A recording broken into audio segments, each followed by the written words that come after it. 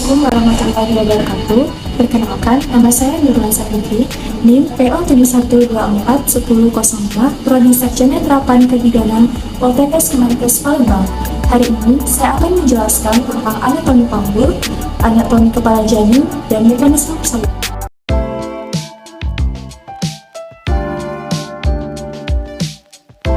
Yang pertama, saya akan menjelaskan tentang anatomi panggul atau pelvis. Panggul terdiri dari dua bagian, yaitu bagian keras dan bagian lunak. Bagian keras yang dibentuk oleh tulang, dan bagian lunak yang dibentuk oleh otot-otot dan ligamen. Pelvis minor atau panggul besar yang mendukung isi perut, dan pelvis minor panggul kecil adalah wadah alat kandung dan menentukan bentuk jalan lahir. Selanjutnya, tulang panggul terdiri atas 4 buah tulang. Yang pertama, 2 tulang pangkal paha atau os coccyx, 1 tulang kelangkang, os sacrum, dan 1 tulang tungging atau os coccyx. Os coccyx atau tulang pangkal paha terdiri dari 3 buah tulang. Yang pertama, tulang usus atau os ilium, tulang duduk atau os isium, dan tulang kemaluan atau os pubis. Os ilium atau tulang usus adalah tulang terbesar dari panggul dan membentuk bagian atas dan belakang dari panggul. Batas atasnya merupakan tulang yang tebal yang disebut crista iliaca. Ujung depan dan belakang dari crista iliaca yang menonjol disebut spina iliaca anterior superior. Di bawah spina iliaca anterior superior terdapat bagian yang menonjol juga disebut spina iliaca anterior inferior. Dan pada bagian belakang terdapat bagian yang menonjol juga disebut spina iliaca posterior superior. Dan di bawah spina iliaca posterior superior terdapat bagian yang menonjol disebut spina iliaca posterior inferior. Di bawah spina iliaca posterior inferior terdapat teki yang disebut incisura ischiadica major. Terdapat di sebelah bawah dari os iliaca, pinggir belakang berduri disebut spina ischiadica. Di bawah spina ischiadica terdapat incisura ischiadica minor. Pinggir bawah tulang duduk yang sangat tebal disebut tuber ischiadicum.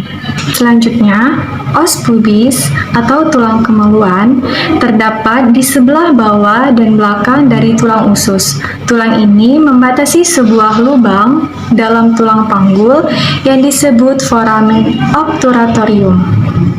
Tangkai os pubis yang berhubungan dengan os ilium disebut ramus superior ossis pubis. Sedangkan yang berhubungan dengan os isium disebut ramus inferior ossis pubis. Ramus inferior kiri dan kanan membentuk arcus pubis. Selanjutnya, os sacrum atau tulang kelangkang. Os sacrum ini berbentuk segitiga melebar di atas dan meruncing di bawah. Terletak sebelah belakang antara kedua pangkal paha. Terdiri atas 5 ruas tulang yang senyawa kiri dan kanan. Nampak 5 buah lubang yang disebut foramen sacralia anterior. Di garis tengahnya terdapat cuat-cuat duri yang disebut crista sacralis. Bagian atas os sacrum yang berhubungan dengan ruas lumbal kelima dan menonjol disebut promontorium. Os coccyx atau tulang tungging berbentuk segitiga dan terdiri dari 3-5 ruas tulang yang bersatu. Nah, pada saat persalinan, ujung tulang tungging ini dapat ditolak sedikit ke belakang sehingga ukuran pintu bawah panggul bertambah besar.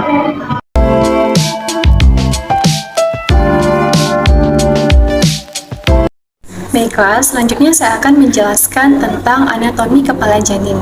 Anatomi kepala janin ini terdiri dari 3 bagian, yaitu bagian wajah, bagian tengkorak, dan bagian sutura.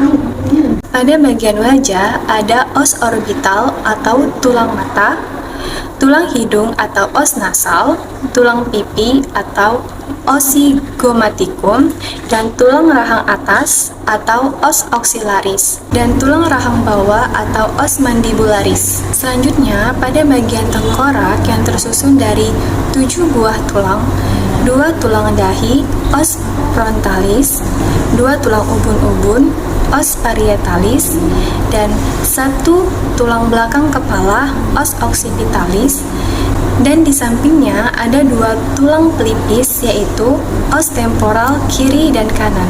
Pada bagian sutural terbagi menjadi 4 bagian. Yang pertama, sutural frontalis yang menghubungkan os frontalis kiri dan kanan.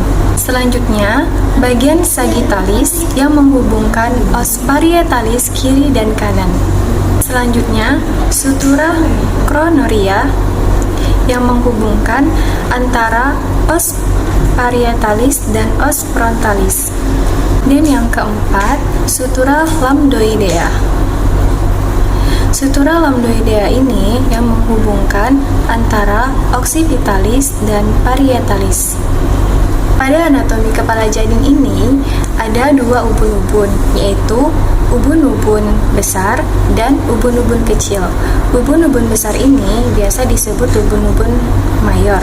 Ubun-ubun mayor ini berbentuk segi 4 panjang, dan pada ubun-ubun minor ini berbentuk segi 3.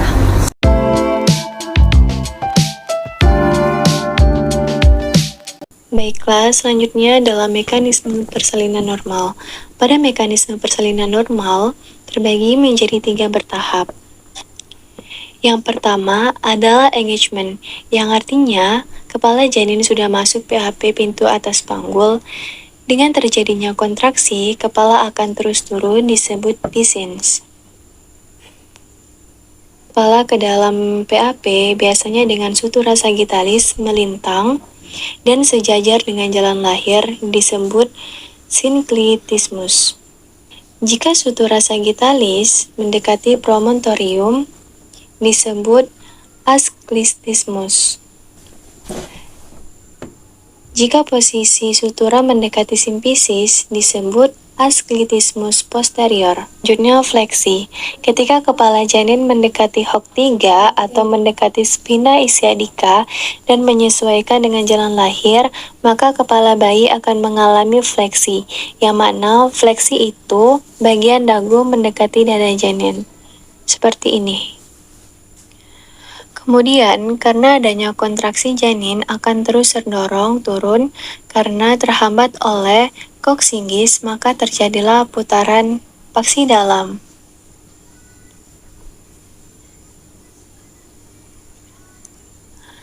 Setelah putaran faksi dalam selesai, maka kepala janin akan mengalami ekstensi. Seperti ini.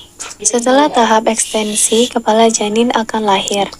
Kemudian, tahapan selanjutnya adalah putaran paksi luar. Nah, pada saat putaran faksi luar bisa terjadi karena bahu menyesuaikan sumbu jalan lahir. Setelah putaran faksi luar selesai, terjadilah eksklusi, yang mana lahirnya janin secara keseluruhan.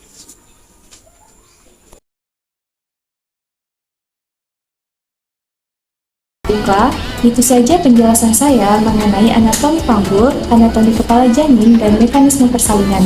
Semoga bermanfaat untuk kita semua. Saya akhiri. Wassalamualaikum warahmatullahi wabarakatuh.